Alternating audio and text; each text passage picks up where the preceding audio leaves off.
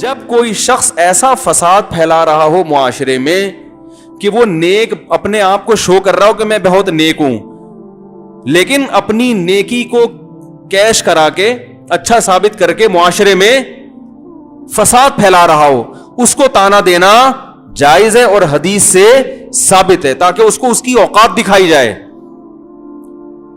نبی صلی اللہ علیہ وسلم نے بھی ایک موقع پہ ایک یہودی عالم کو تانا دیا, وہ بری بات کر رہا تھا. آپ نے فرمایا کہ تو اس بات کو چھوڑ, پہلے تو یہ بتا کہ کیا تورات میں لکھا نہیں ہے کہ اللہ کو موٹی توند والے عالم سے نفرت ہے, اور تو اپنی توند دیکھ.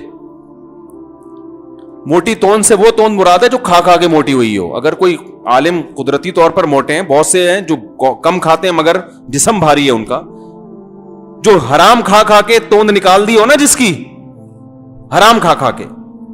ایسا نہ ہو کسی عالم کے اب پیٹ بڑا ہوا تو آپ اس کو برا سمجھنا شروع کر دو. علماء کا احترام کریں, یہ تو اللہ کے بنائے ہوئے, کوئی چھوٹے قد کا ہوگا, کوئی بڑے قد کا ہوتا ہے, کوئی بھاری جسم کا ہوتا ہے, کوئی پتلا ہوتا ہے.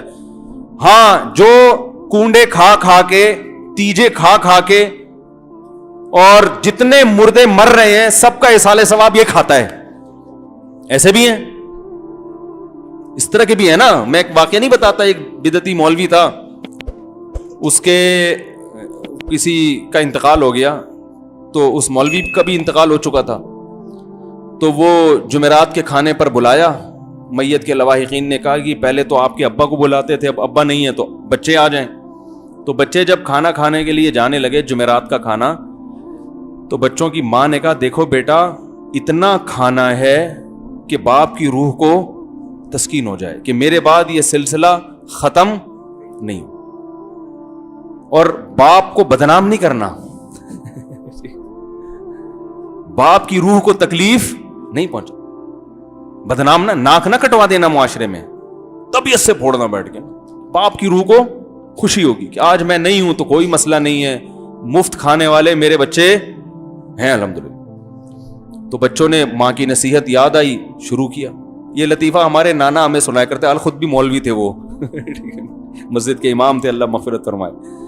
بچوں نے طبیعت سے پھوڑنا شروع کی, کھاتے کھاتے کھاتے کھاتے ادموئے ہو گئے نا, چلا ہی نہیں جا رہا ان سے. اماں کی نصیحت یاد آ رہی ہے, تو بالآخر یہ حالت ہو گئی کہ 2 بندوں کے کندھوں پہ سہارا لے کے گھر آ رہے. ماں نے دیکھتے ہی چترول لگانا شروع کر دی, کہہ رہے ناک کٹوا دی نا, باپ کی روح کو تکلیف دی. بچے کہنے لگے اماں اتنا تو کھا لیا کہ چلا نہیں جا رہا. کہہ رہی کمبختو, تمہارے باپ کو اسٹیشن پہ رکھ کے لے کر آتے تھے ہیں, اور تم چل کے آ رہے ہو. اس کو تو لٹا کے لاتے تھے, 4 آدمی اٹھا کے لا رہے ہوتے تھے اس کو.